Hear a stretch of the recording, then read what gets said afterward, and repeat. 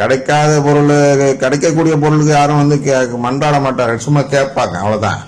எது கிடைக்காதோ அதுதான் மன்றாடி கேட்பது என்று சொல்கிறோம். விடாமல் அவனை தொந்தரவு பண்ணி கேட்கிறது, சரியா? மன்றாட வேண்டும் என்பதற்கு இயேசு ஒரு உவமை சொன்னார். ஒரு நகரில் நடுவர் ஒருவர் இருந்தார். அவர் கடவுளுக்கு அஞ்சி நடப்பதில்லை, மக்களையும் மதிப்பதில்லை. ஒரு அநீதியாளர்னு வச்சுக்கோப்பா. நல்லது செய்யணும்னு நினைக்காத ஒருவர் இருந்தால் கூட அவரிடம் நாம் இடைவிடாது கேட்டோம் என்றால் நாம் கேட்பதை கொடுப்பார் அப்படிங்கிறதுக்காக ஒரு அநீதியாளரை சுட்டி காட்டுகிறார். என்ன சொல்கிறார் என்றால், அவர் கடவுளுக்கு அஞ்சி நடப்பதில்லை, கடவுள் அச்சம் இல்லாதவர், இறை அச்சம் இல்லாதவர், மக்களையும் மதிப்பதில்லை, மக்களிடமும் அவருக்கு அச்சம் இல்லை. அப்ப அவ்வளவு பெரிய அயோக்கியர். அயோக்கியர்னா நல்ல மனசே இல்லாத ஒருவர். அந்நகரில் கைம்பெண் ஒருவரும் இருந்தார். கைம்பெண்ணா ஒரு, அது யாரை சொல்ல வர்றாருன்னா, ஆதரவு இல்லாமல் பாவம் பரிதாபமாக உள்ள ஒரு நிலையில் இருக்கக்கூடிய ஒரு நபரை அங்க உருவகப்படுத்துகிறார். ஆதரவு இல்லாமல், ரொம்ப ஒரு என்ன சொல்றது, ஒரு செல்வாக்கு இல்லாமல் ஒரு பிறருடைய தயவில் வாழக்கூடிய நபராக இருப்பவர்கள் இது போன்ற ஒரு அநீதியாளரிடம் கேட்கும் பொழுது நிச்சயமாக அந்த அநீதியாளர் செய்ய மாட்டார். உலகத்துல நாம் பிச்சை கேட்டு வருபவர்களுக்கு பிச்சை எடுக்கிறோமா? ஏன்பா கை கால் நல்லா தானப்பா இருக்கு, போய் சம்பாதிச்சுக்கோ என்று சொல்வோமா இல்லையா? அது போன்று நாம் என்ன செய்வோம் என்றால், இவன் ஆதரவு இல்லாமல் இருக்கிறானே, ஆவுமே, இவனுக்கு ஏதாவது செய்யணுமே என்று யோசிக்க மாட்டோம். ஏனென்றால் அவன் யார் என்றால் ஒன்றும் இல்லாதவன். உலகத்தில் யாருக்கு செய்வார்கள் என்றால் மொய் செய்வார்கள். அவன் பணக்காரனா, அவனுக்கு 5000 ரூபாய் எழுது. ஏன்னா நம்முடைய ஃபங்க்ஷனுக்கு வரும்போது அவன் திருப்பி நமக்கு 10,000 ரூபாய் எழுதுவான். இவன் ஏழையா, இவனுக்கு 5000 எழுதுன்னா நம்ம கிட்ட வரும்போது வெறுங்கையோட வந்துடுவான். அதனால இவன்கிட்ட 100 ரூபாய் என்று அவர்களுடைய வசதியை பார்த்து செய்யக்கூடியவர்கள் இருக்கிறார்கள் அல்லவா?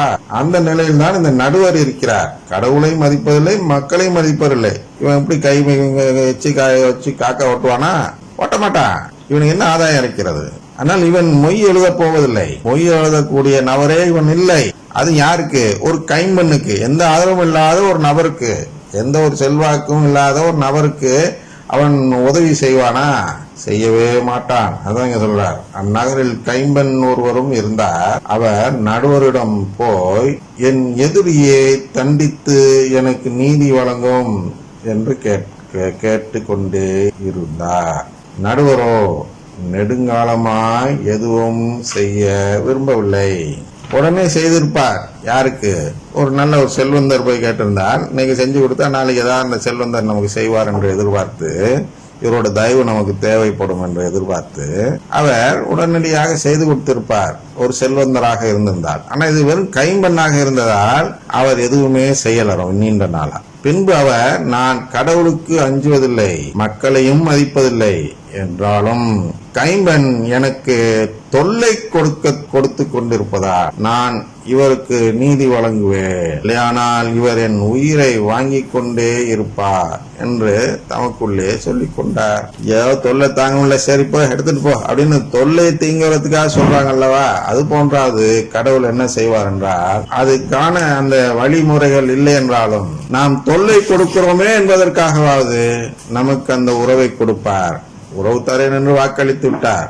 இது எங்கே போகிறது என்றால், இந்த தொல்லையினால் கிடைக்கக்கூடிய செயல் இறந்தவர்களுக்கு ஜெபம் சொல்லும் செயல். பலர் சொல்கிறார்கள், குறிப்பாக மற்ற கிறிஸ்தவ சபையை சேர்ந்தவர்கள் சொல்கிறார்கள். என்ன சொல்கிறார்கள்? எப்படிப்பா இறந்தவங்களுக்கு போய் ஜெபம் சொல்றீங்க? இறந்து போன பிறகு யாராவது புண்ணியம் செய்ய முடியுமா?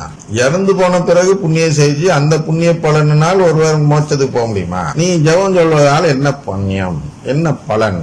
ஏன் இறந்து போனவங்களுக்கு போய் வெட்டியா ஜெபம் சொல்றீங்க? அதெல்லாம் உருவ வழிபாடு மாதிரி மாறுதுல்ல, சடங்காச்சாரம் போல இருக்கிறது அல்லவா? அதெல்லாம் நீங்க கைவிட்டு விட்டால் நல்ல திருச்சபையாக இருக்கலாம் அல்லவா என்று நம்முடைய கத்தோலிக்க திருச்சபையினரை பார்த்து அவர்கள் கேட்கிறார்கள். ஏன் அவர்கள் கேட்கிறார்கள் அப்படி என்றால், அவர்கள் அந்த கடவுளின் குடும்பத்தை நம்புவார்கள் அல்ல. அவர்கள் ஒரு குடும்பமாக அதை பார்ப்பதில்லை. அவர்கள் இதை ஒரு மதமாக பார்க்கிறார்கள். என்ன மதத்துக்கு இதுக்கு என்ன வித்தியாசம்னா, மதம் என்றால் என்ன என்றால், புண்ணியம் செய்தவர்களுக்கு மோட்சம், பாவம் செய்தவர்களுக்கு நரகம் என்று எங்கெல்லாம் போதிக்கப்படுகிறதோ அதையெல்லாம் ஒரு ஆன்மீகமாக எடுத்து ஒரு மதமாக பார்க்கிறார். இயேசு இங்கே ஆன்மீகம் போதிப்பதற்கு வரவில்லை, அவர் உறவு போதிக்கத்தான் வந்தார், உறவு கொடுக்க வந்தார். ஆனால் அதை ஆன்மீகமாக்கிவிட்டது இந்த உலகம்தான் அதை கிறிஸ்தவர்கள் என்று பார்க்கிறது. இயேசு கிறிஸ்தவர்கள் என்று சொல்லவே இல்லை. தன்னுடைய சீடர்களுக்கு கிறிஸ்தவர் என்று பெயரு இயேசு வைத்த பெயர் அல்ல. அது பிற்காலத்தில் இவர்களை பார்த்து இவர்கள் யார் என்று கேட்கும் பொழுது என்ன சொல்வது என்று தெரியாமல் இருந்ததால் இவர்கள் கிறிஸ்துவை சேர்ந்தவர்கள் என்று குறிக்கும் விதத்தில் கிறிஸ்தவர்கள் என்று அழைத்தார்கள். அதற்கு முன்பு வழியை சேர்ந்தவர்கள் என்றுதான் அழைக்கப்பட்டார்கள். ஒரு வழியை தான் போதித்தார்கள். அந்த வழிதான் உறவு பெறும் வழி, த வே அப்படின்னு இங்கிலீஷ்ல நமக்கு ஒரு விவிலியமே இருக்கிறது. அது வழியை காட்டும் நூல் என்பதால் அதற்கு த வே என்று பெயர் வைத்திருக்கிறார்கள், கத்தோலிக்க விவிலியம். ஆனால் இது வழியை சேர்ந்தவர்கள் என்றுதான் நாம் எல்லாம் இருந்தோம். நாம்னா கத்தோலிக்கர்கள். இந்த பிரிவினை வரும்பொழுதுதான், மற்ற விதமான போதனைகள் உள்ளே நுழையும் பொழுதுதான், குறிப்பாக எது நுழைந்தது, வளமை நற்செய்தி நுழைந்த பொழுதுதான் என்ன நடந்தது என்றால், இது ஒரு மதமாக பார்க்கப்பட தொடங்கியது. மதமாக பார்க்க தொடங்கிவிட்டார்கள். அதனால் என்ன ஒரு கருத்து நுழைந்து விட்டது, புண்ணியம் பாவம். அது போன்றுதான் அவர்கள் முழுக்கு ஞானஸ்தானம் சொல்வார்கள். 18 வயசு ஆன பிறகுதான் ஒருவன் ஒரு மதத்தில் சேர வேண்டும் என்றால் அவனுக்கு 18 வயசாவது ஆயிருக்கணும். அதன் பிறகுதான் அது அவனுக்கு ஏற்ற மரமா இல்லையா என்று அவன் முடிவெடுக்க முடியும். ஆனால் குடும்பத்தில் சேர்வதற்கு அதெல்லாம் தேவையில்லை. ஒரு வயிற்றுல கருவா உருவாகும் பொழுதே அந்த அந்த குடும்பத்தை சேர்ந்த நபராக மாறிவிடுகிறது. அதுக்கெல்லாம் பேசவோ சிந்திக்கவோ தெரிவதற்கு முன்பாகவே அதை நாம் குடும்பத்தில் ஒருவராக ஏற்றுக்கொள்கிறோம். இதுதான உண்மை. ஆனால் குடும்பத்திற்கு வேறு நீதி, மதத்திற்கு வேறு நீதி. ஒருவர் மதத்தில் சேர்வதற்கு வயது வேண்டும், குடும்பத்தில் சேர தேவையில்லை. அது போன்றுதான் பாவமும் புண்ணியமும். நான் மதத்தில் இருந்து நல்ல பெயர் எடுக்க வேண்டும் என்றால் நான் புண்ணியம் அதிகமாக செய்திருக்க வேண்டும், பாவம் கம்மியாக செய்திருக்க வேண்டும், இல்லாட்டி செய்யாமல் இருந்திருக்க வேண்டும் பாவத்தை. அப்போதுதான் நான் அந்த மதத்தின் சிறந்த சீடனாக இருக்கிறேன் என்று பொருள். இங்கே அப்படி இல்லை. இங்கே கத்தோலிக்க திருச்சபை காட்டுவது மதம் அல்ல. உலகத்தார் அதை மதமாக பார்க்கிறார்கள். ஆனால் விவிலியம் அப்படி பார்க்கவில்லை. விவிலியம் எப்படி பார்க்கிறது என்றால் ஒரு குடும்பமாக அதனால் பாவம் இறந்த பிறகு ஒருவர் புண்ணியம் செய்தால்தான் மோட்சத்துக்கு போக முடியும் என்று கூறுவது யார் என்றால் இந்த குடும்பத்தை நம்பாதவர். கத்தோலிக்கர்கள் எதை நம்புகிறோம் என்றால் குடும்ப உறவு இறந்த பிறகும் கொடுக்கப்படலாம், இந்த உலகத்தில் உயிரோடு இருக்கும் பொழுதும் கொடுக்கப்படலாம். இதுதான் நாம் நம்புகிறோம். அதனால்தான் இறந்தவர்களுக்காக வேண்டுகிறோம். இங்கே உறவு கொடுக்கப்படாத நிலையில் அவர் இறந்திருந்தாலும் அங்கே அவருடைய விருப்பத்தை பார்த்து, அவருடைய தகுதியை பார்த்து உறவு கொடுக்கக்கூடிய அளவுக்கு அவர் தகுதியுடையவராக இருப்பார் என்றால் அவருக்கும் உறவு கொடுங்கள் ஆண்டவரே என்று வேண்டுவதுதான் இறந்தோருக்காக நாம் செய்யும் ஜெபம். அந்த உறவு பெறுவதற்கு வேண்டிய சடங்கு முறைகளை நான் இங்கே செய்து கொள்கிறேன் அவர்கள் சார்பாக என்று சொல்வதுதான் அந்த ஜெபமாலை ஜெபம். இதெல்லாம் இந்த தொந்தரவு செய்வதற்காகவா? உண்மையிலே கடவுள் திட்டத்தில் அது இல்லை என்றாலும் அப்படின்னு வச்சுக்குவோம். கடவுள் அப்படியெல்லாம் திட்டம் போடல. என்ன திட்டம் போடல? இறந்த பிறகு உறவு கொடுப்பதற்கு திட்டமிடவில்லை என்றாலும் நாம் இத்தனை ஆண்டுகளாக 2000 ஆண்டுகளாக இறந்தவர்களுக்காக ஜெபம் சொல்லிக் கொண்டு இருக்கிறோம். விவிலியத்திலே வருகிறது இறந்தவர்களுக்காக செய்யப்பட்ட ஜெபம் குறித்து. அதனால் இந்த இறந்தவர்களுக்காக இத்தனை ஆண்டுகள் நாங்கள் ஜெபம் செய்து கொண்டிருப்பதை பார்க்கும் பொழுது 2000 வருஷமா தொந்தரவு பண்றாங்க, சரி வச்சுக்கிட்டு போட்டோம் அப்படின்னு ஒரு ஸ்டேஜ்ல கடவுள் அதை முடிவெடுத்து விடுவார் என்றால் அங்கே உறவு கிடைத்துவிடும். அதனால்தான் நோவா காலத்திலிருந்து காவலில் இருந்த ஆவிகளிடையே சென்று இயேசு தன் நற்செய்தியை அறிவித்தார். அந்த நற்செய்தி, அதாவது அந்த பாதாளத்துக்கு இறங்கி இந்த நற்செய்தி அறிவித்தார் என்று பார்க்கிறோம். அதனால் என்ன என்றால் உறவு கிடைக்கப்பெறாத அவர்கள் காவலில் இருந்தார்கள். இவர் சென்று நான் உறவு கொடுக்க இருக்கிறேன், யாரெல்லாம் விரும்புகிறீர்கள் அந்த உறவை பெற்றுக் கொள்ளுங்கள் என்று கேட்டார். நான் இப்பொழுது வென்று விட்டேன், சிலுவையில் இறந்து வெற்றி பெற்று உறவு கொடுக்கக்கூடிய தகுதியை பெற்றுவிட்டேன். அதனால் காவலில் இருக்கும் நீங்கள் யாரெல்லாம் அதை விரும்புகிறீர்களோ, உறவு பெற்று கடவுளின் குடும்பத்தில் சேர விரும்புகிறீர்களோ அவர்களெல்லாம் பெற்றுக்கொள்ளலாம் என்று அவர்களிடம் போதிக்கிறார். போதித்ததும் அதில் பலர் ஏற்றுக்கொள்கிறார்கள்.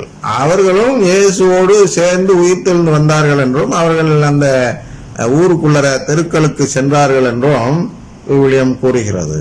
அதனால் உறவு என்பது இறந்த பிறகும் கிடைக்கக்கூடிய ஒரு பொருளாக இப்பொழுது மாறிவிட்டது. எதனால் என்றால் மாதாவுடைய இடைவிடாத வேண்டுதல். இதுதான் உண்மை. நாம் வேண்டோமோ இல்லையோ, நம்மை சேர்ந்த தலைவி ஒருவர் இருக்கிறார். அவரைதான் மாதா என்று மரியாதையுடன் அழைக்கிறோம், அன்னை மரியாதை. அந்த மாதா கடவுளிடம் தினமும் ஒவ்வொரு நொடி பொழுதும் இதை தான் வேண்டிக் கொண்டிருக்கிறார்கள்.